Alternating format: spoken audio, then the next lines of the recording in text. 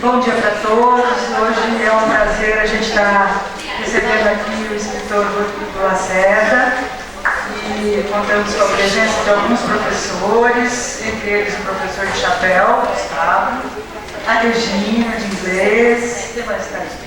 A Tati. E a Tati? A Tati está aí. Então, gente,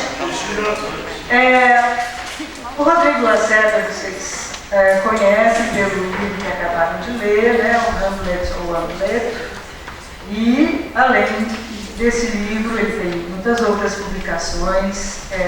Eu destacaria esse O Fazedor de Velhos, que está na minha mira, né? Vamos lê-lo para ver o que podemos fazer por ele aqui na escola, né? É um livro muito premiado, muito elogiado, e hoje especialmente nós vamos falar sobre o livro que vocês acabaram de ler, sobre clássicos. Vai ser uma conversa muito bacana, tá? Então, gostaria de agradecer muito a presença do Rodrigo. Essa atividade é uma das ações do FestLi deste ano. O FestLi vai ter essas ações mais pontuais em 2017. E a gente agradece muito a escuta de vocês e uma coisa maravilhosa que vai acontecer é que vocês também terão a oportunidade da fala, né? Porque vocês vão fazer perguntas, sobre que vocês formularam perguntas, e pelas aulas que eu acompanhei, eu acho que tem muita coisa mesmo que pode ser trocada aqui. Então, o que eu desejo a todos é uma manhã de muita troca, né? E a Loreta vai falar um pouquinho sobre o trabalho.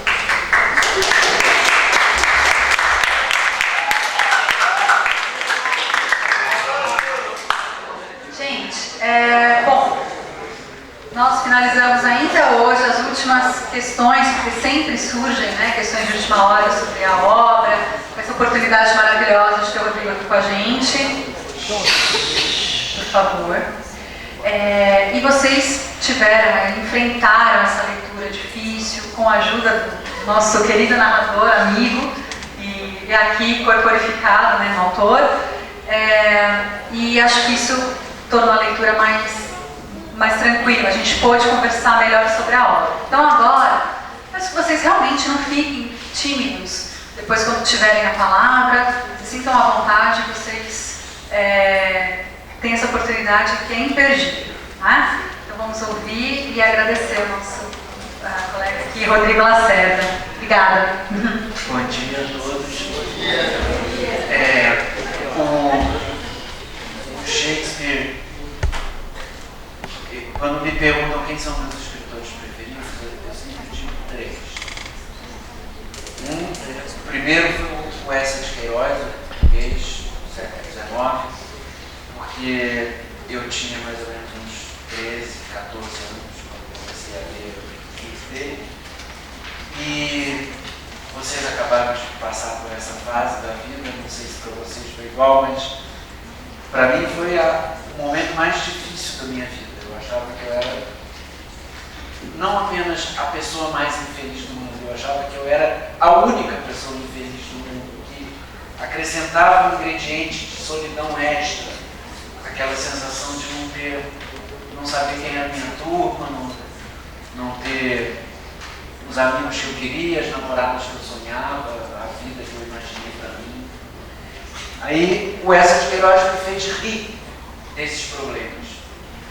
E isso mudou a minha maneira de encarar a minha própria vida, de ver o mundo realmente. Porque em vez de levar tudo para o lado mais pesado, eu começava a rir dos meus medos, das minhas limitações, dos meus fracassos. Pelo menos na medida do possível, fazia um esforço para pegar leve, levar a coisa de uma maneira mais tranquila, mais generosa comigo mesmo, embora rindo dos meus problemas. Passam-se alguns anos e aí eu sou praticamente atropelado pelo Shakespeare.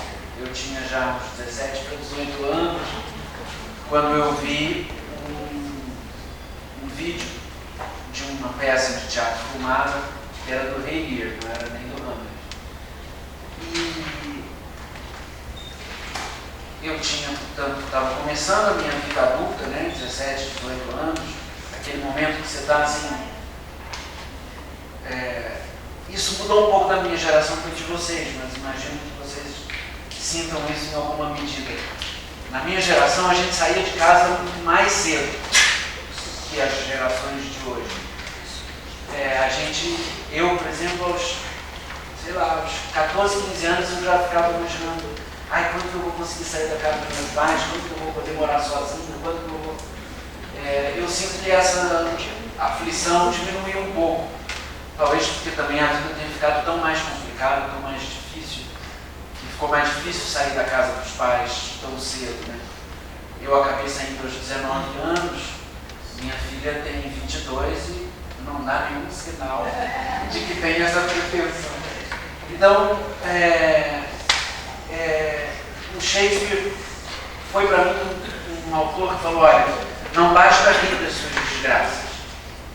Agora chegou a hora de você arregaçar as mangas e fazer da sua vida aquilo que você quer. Quer dizer, ser o dono do seu próprio destino.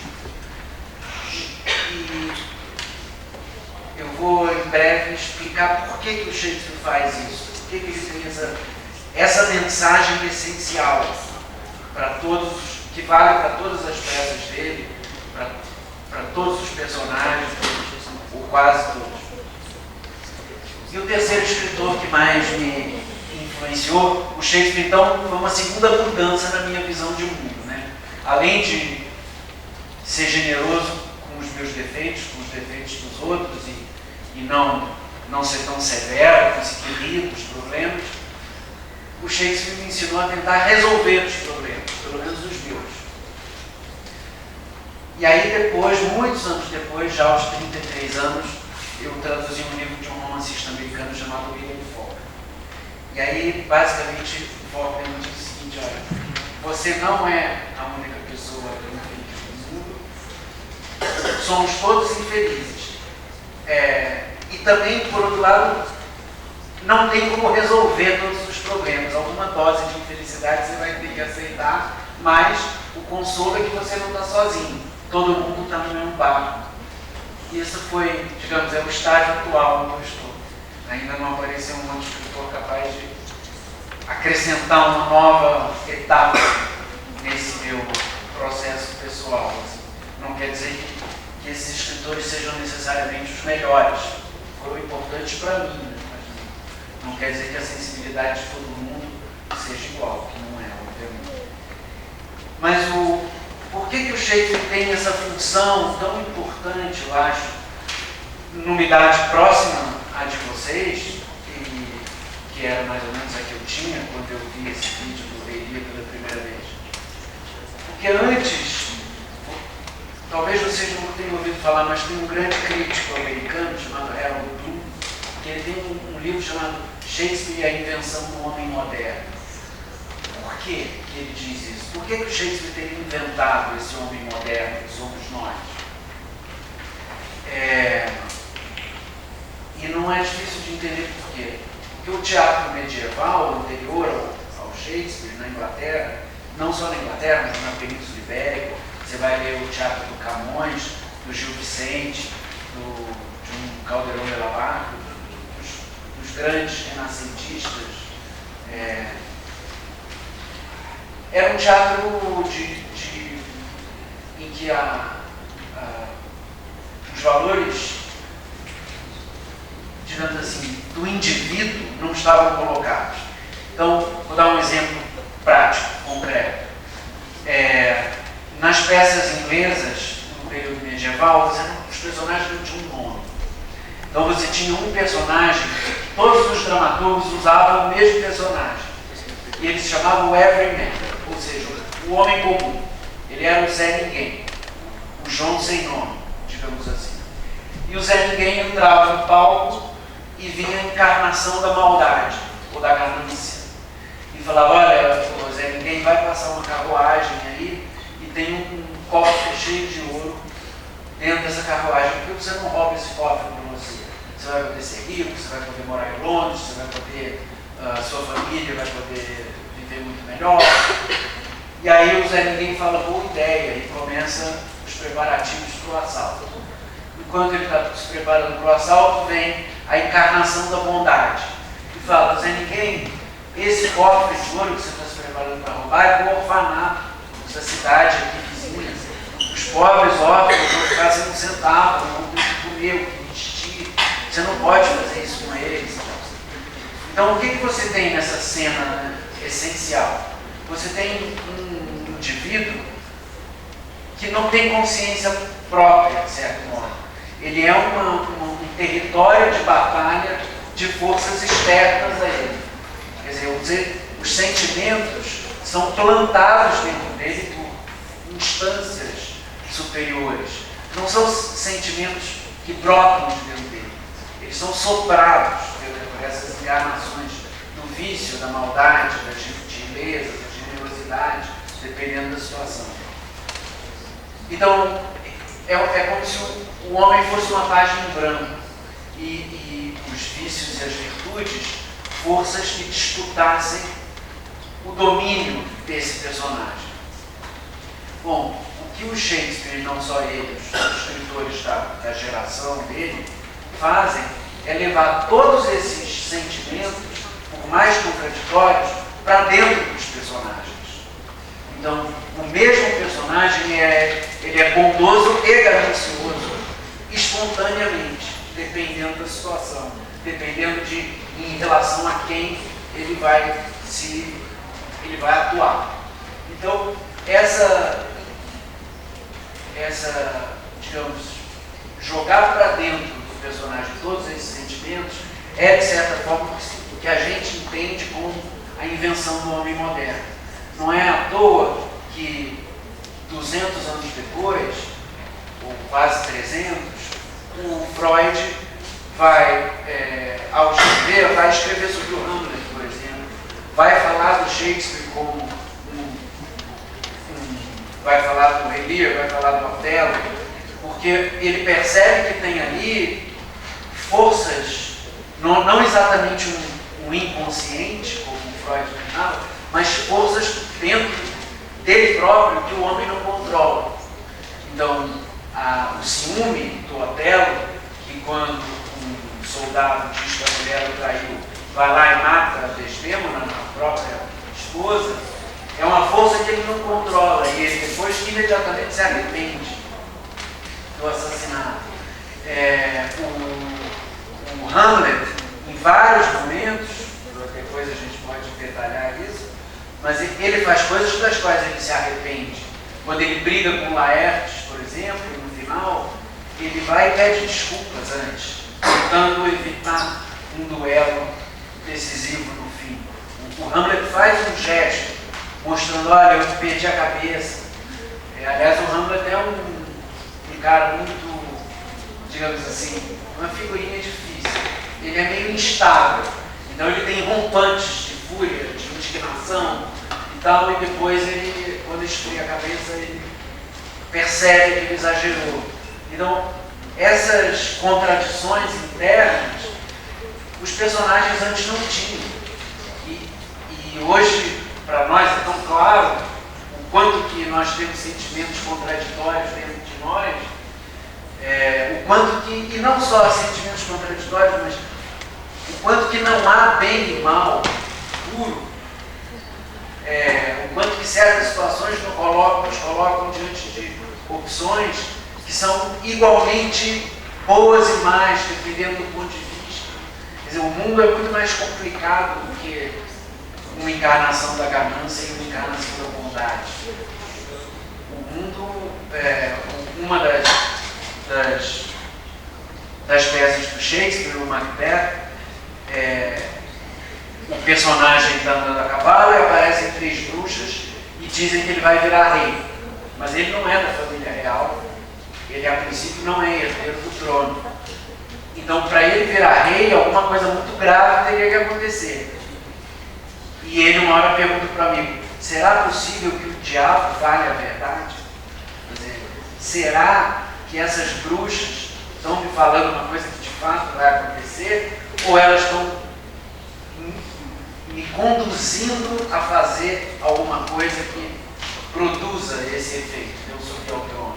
Ou seja, no caso ele vai e mata o rei, que é o que acontece. Então, o Shakespeare tem essa capacidade de introjetar todos esses sentimentos.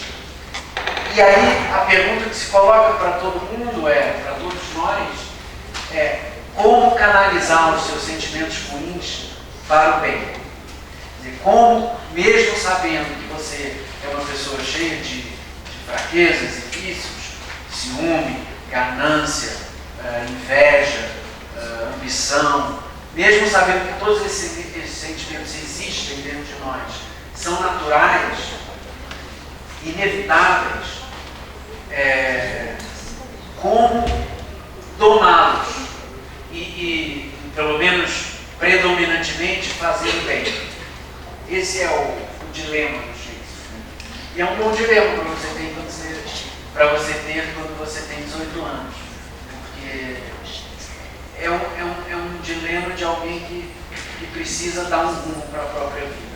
E aprender a se colocar no mundo. E eu acho que esse é o tema do Hamlet. O Hamlet é um jovem de uma idade universitária não especificada. Então, digamos que nos nossos dias ele teria de 19 a 24 anos. Na época do Shakespeare, talvez ele tivesse de 17 a 21, 22. O Hamlet é um cara, na minha opinião, bem jovem. E a situação básica é essa que vocês já sabem: o pai morreu e ele era o príncipe. Em vez de virar o rei, a mãe, que deveria sair de cena e deixar o filho assumir o trono, ela se casa com o cunhado, eles se aliam ao conselho do real e o tio é que vira o rei, não o Hamlet. E parte dessa solução política que o tio conseguiu montar se explica pelo fato do Hamlet ser muito jovem. Quer dizer, ele ainda não estava pronto para, em alguma medida, o tio, a mãe, o conselho real, todo mundo concordou que aquele garoto estava jovem demais, ele era muito verde. E a história da peça é a história desse jovem amadurecendo a ponto de dizer, agora, no último ato, quando a namorada está sendo enterrada, ele está escondido, fugido, e quando aparece o cortejo fúnebre, o Hamlet aparece de peito aberto, assim, revelando a presença dele na Dinamarca, e fala: aqui estou eu, Hamlet, o dinamarquês, o rei da Dinamarca. Então, aquele menino, aquele jovem, que não sabe se colocar nas situações, que erra o tom das coisas, que está chocado com o